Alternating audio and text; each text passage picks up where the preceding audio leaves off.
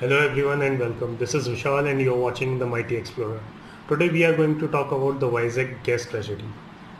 साल 2020 की शुरुआत से ही किसी के लिए अच्छा नहीं है. All over the world we have seen so many casualties. पहले कोविड-19 की वजह से हुई हैं, देन इतनी सारी डेथ्स भी हुई हैं. Still it is going on. हम सभी लॉकडाउन के अंदर हैं. उसके बाद हमको इकोनॉमिक क्राइसिस देखना पड़ रहा है ऑल ओवर द वर्ल्ड और इंडिया के अंदर भी. और अब तीसरी चीज़ जो 7 मई 2020 को इंडिया में वाइजैक के अंदर हुई है, that is LG polymer plant के अंदर स्टायरीन गैस का लीकेज, और जिसकी वजह से काफ़ी कैजुअलिटीज़ हुई हैं. अप्रॉक्सीमेट 11 के आसपास लोगों की डेथ हो गई है and they are many suffering and many are hospitalized. तो आज इसी के बारे में हम लोग जानेंगे कि ये कैसे गैस ट्रेजेडी हुई है, क्या इसके रीजंस रहे. लॉकडाउन के अंदर, लॉकडाउन होते हुए भी प्लांट के अंदर क्या इश्यूज़ हो गए जिसकी वजह से ये ट्रेजेडी हुई है. देखा जाए तो Bhopal gas, which I think 1984 के अंदर शायद ये हुआ था, उसके बाद ये सबसे बड़ी ट्रेजेडी देखी जा रही है. हालांकि लगता है कि इसको कंट्रोल कर लिया गया है, बट लेट्स सी. तो this video is very important on the exam point of view. आपको करंट अफेयर्स मिल जाएंगे इसके अंदर से, बाकी नॉलेज पर्पज़ से भी सभी के लिए, आपको इस टॉपिक के बारे में जानने के लिए. तो काफ़ी पॉइंट्स मैंने इसके अंदर कवर किए हैं जितना पॉसिबल हो सका है. तो इस वीडियो को एंड तक देखते रहिए और जानिए कि कैसे ये ट्रेजेडी हुई, क्या क्या आउटकम्स रहे, क्या रिजल्ट्स रहे और क्या इसके अंदर हम लोग कर सकते थे. So let's start. तो friends, as we are talking about Vizag gas tragedy, Vizag gas tragedy जो हुई है, दिस अकर्ड ऑन 7 मई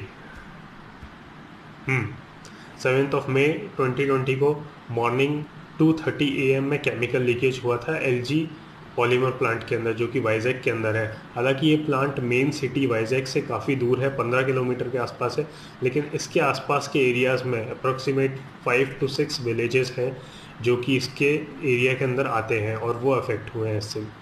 तो 2:30 बजे के आसपास केमिकल लीकेज हुआ और 3 बजे तक लोगों को फील होने लग गया कि हवा के अंदर देयर इज़ सम इशू, कुछ ना कुछ प्रॉब्लम है. उनको सफोकेट होने लग गए थे, स्टमक एक वगैरह होने लग गया था. They felt like confusion the brain and something, जो कि इसके गैस के लीकेज की वजह से सिम्टम्स आते हैं. ठीक है ना. लोग जो हैं घरों के बाहर निकलने की कोशिश की, बहुत सारे लोग बेहोश हो गए थे. ठीक है, क्योंकि गैस फैल चुकी थी पूरे उसके अंदर.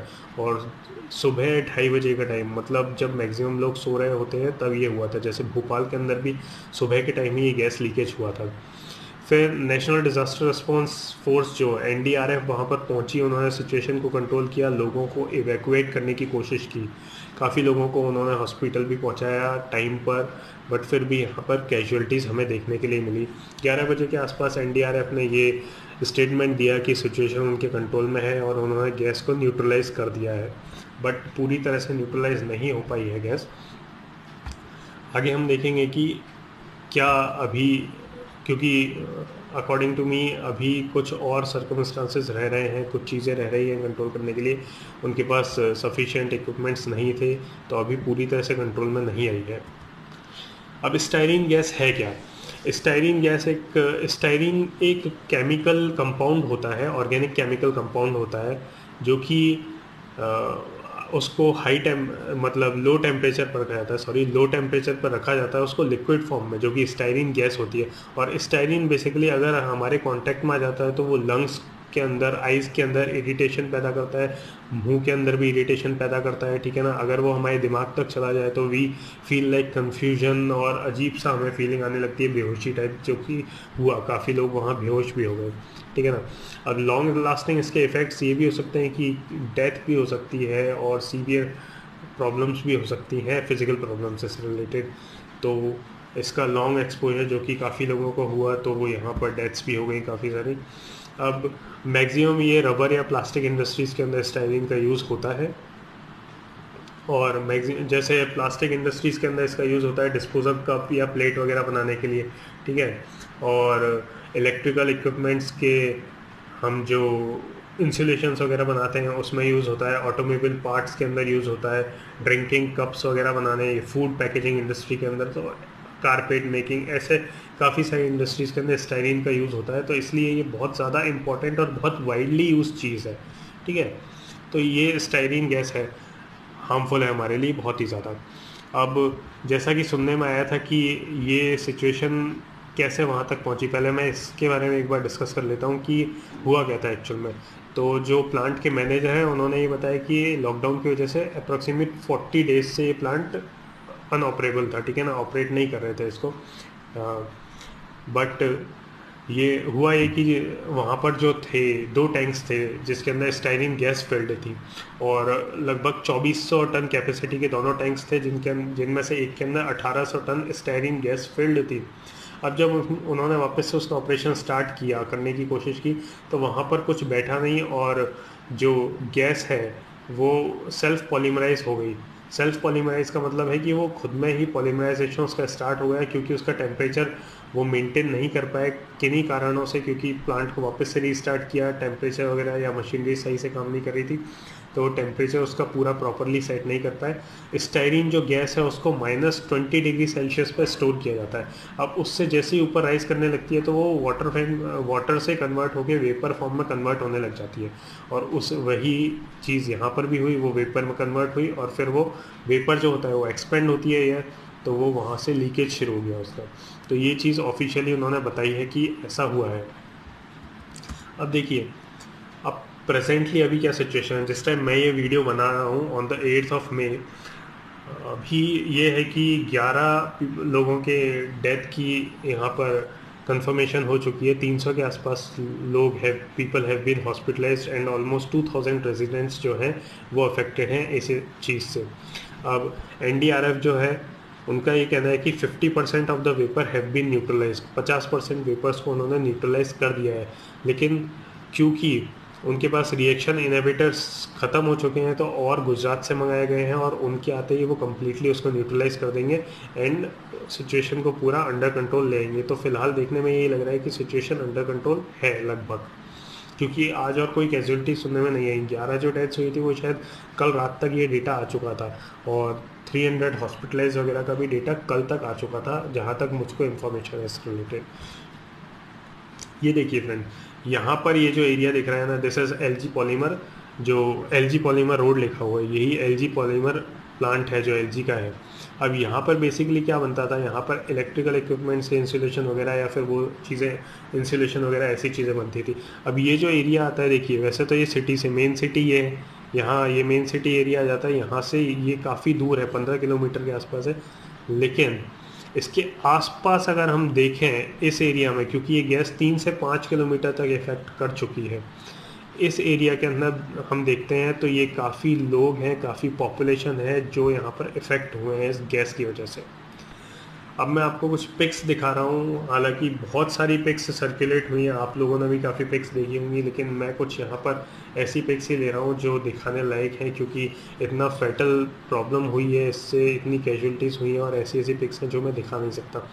सो ये देखिए, जैसा कि आप देख सकते हैं, दीज कैटल्स हैव बीन के मतलब these cattles have died due to this gas. इतनी ज़्यादा पॉइजनस ये गैस है, और अगर इसको ज़्यादा मात्रा में इनहेल कर लिया जाए तो you can see the result. यहाँ पर आप देख सकते हैं, these people they are unconscious, these ladies, इनको एम्बुलेंस के अंदर लेके जा रहे हैं। तो ऐसी काफ़ी चीज़ें हुई हैं वहाँ पर, ठीक है ना। अब एनएचआरसी जो है, नेशनल ह्यूमन राइट्स कमीशन, उन्होंने सेंटर और Andhra Pradesh government, state government को एक नोटिस जारी कर दिया है। अब नोटिस जारी क्यों किया है, देखा जाए तो ये किसका फॉल्ट है, तो इसकी इन्वेस्टिगेशन के लिए नोटिस जारी किया है उन्होंने, क्योंकि 11 लोग मर चुके हैं, ठीक है ना, छोटी चीज़ नहीं है, और काफ़ी 2000 के आसपास लोग अफेक्ट हुए हैं, काफ़ी हॉस्पिटलाइज भी हैं, एंड वी डोंट नो कि और आगे डेथ काउंट्स कितने बढ़ते जाएंगे। तो उन्होंने एक नोटिस जारी किया है। हालांकि इस चीज़ को एक ह्यूमन एरर या फिर नेग्लिजेंस नहीं माना गया है, बट इसको serious violation of human rights माना गया है। ह्यूमन राइट्स मतलब राइट टू लाइफ और ये सब चीज़ से रिलेटेड, तो इसलिए सॉरी, इसको एक violation of human rights act के अंदर लेके उन्होंने एक नोटिस जारी किया है इसकी इन्वेस्टिगेशन के लिए।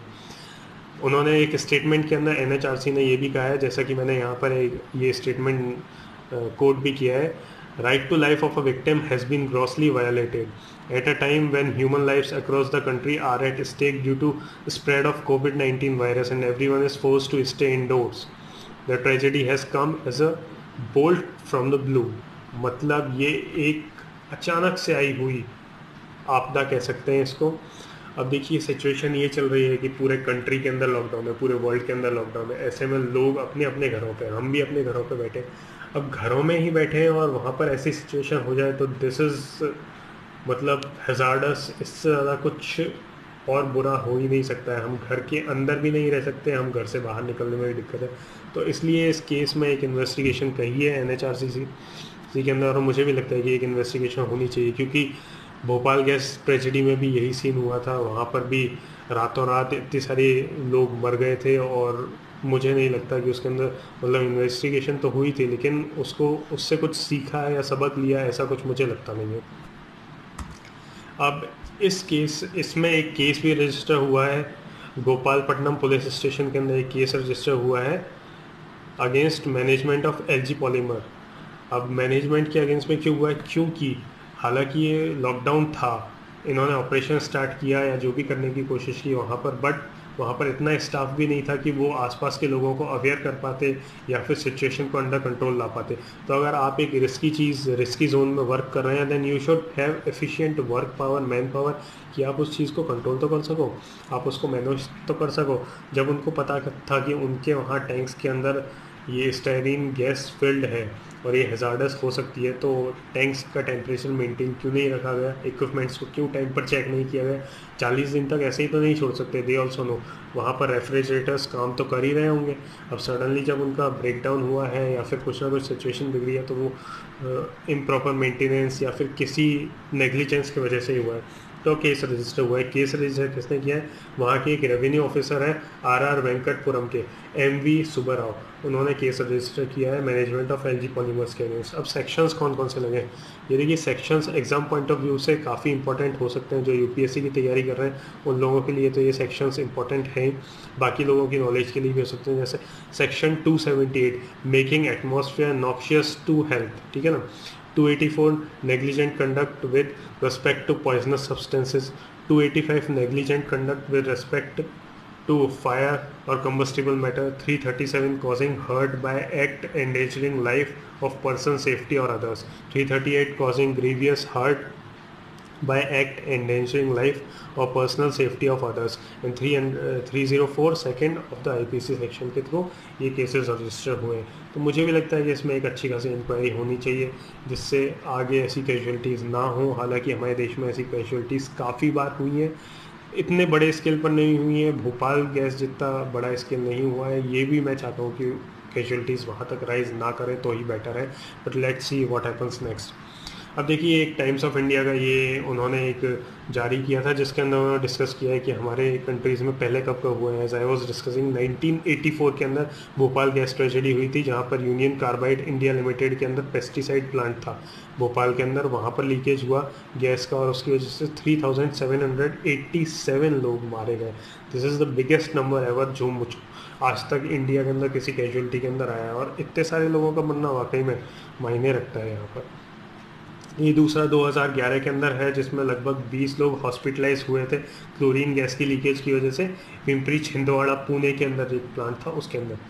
2014 का ये है, जहाँ पे 6 लोग मारे गए थे और 30 लोगों बीमार हो गए थे, हॉस्पिटलाइज किया गया था, जहाँ पर भिलाई स्टील प्लांट के अंदर एक गैस लीकेज हुआ था, ठीक है ना। उसके बाद 2018 में 14 लोग हॉस्पिटलाइज हुए थे अमोनिया गैस लीकेज की वजह से रत्नागिरी मुंबई के एक प्लांट के अंदर। एंड 2019 में 21 वर्कर्स हॉस्पिटलाइज हुए थे केमिकल लीकेज की वजह से टैंक के अंदर, नीरा निम्बत नियर पुणे। नीरा निम्बत एक करके जगह है, वहाँ एक प्लांट के अंदर हुआ था ये सब। तो इतनी सारी कैजुअलिटीज़ 1984 में, 2011, 14 और 2018। देखिए 2014, 2018, 2019 इनमें कंटिन्यूस लगभग एक तरह से मान सकते हैं, और उसके बाद भी प्रिकॉशंस नहीं लिए जाते हैं चीज़ों के अंदर। एंड नाउ 2020 के अंदर 7th में, जब पहले से ही सिचुएशन अंडर कंट्रोल नहीं है, उसके बाद ऐसी कैजुअलिटीज़ का होना मायने रखता है। सो मेरे हिसाब से हम लोगों को इससे कुछ सीखना चाहिए। उस प्लांट के अगेंस्ट एक्शन तो तब लिया जाए, बट पहले एक इंक्वायरी होनी चाहिए अच्छी खासी, और देखा जाना चाहिए कि क्या रीजंस रहे, क्या नेग्लिजेंस था, क्या मेंटेनेंस नहीं था। क्योंकि मुझे जहाँ तक लगता है, या तो आउटडेटेड उनके इक्विपमेंट्स होंगे, आउटडेटेड रेफ्रिजरेटर यूज़ कर रहे हैं, कुछ ना कुछ होगा, प्रॉपर मेंटेनेंस नहीं होगी। प्रॉपर नॉर्म्स अगर फॉलो करते हैं वो लोग, तो ऐसी कैजुअलिटीज़ होने का खतरा कम ही रहता है। So friends, this was all in the video. Thanks for watching. I hope आप लोगों को वीडियो पसंद आया। मैं और भी ऐसे वीडियोस लाता रहूँगा, educational videos, what ever topic you want, आप मुझे लिख दीजिए, मुझे कमेंट्स में बताइए आपको ये वीडियो कैसा लगा। और भी कुछ अगर इसमें करना है, ऐड करना है, या फिर वॉट एवर किसी भी चीज़ के ऊपर आप वीडियो चाहते हैं, then please tell me. This is Vishal signing off. Thank you and good day.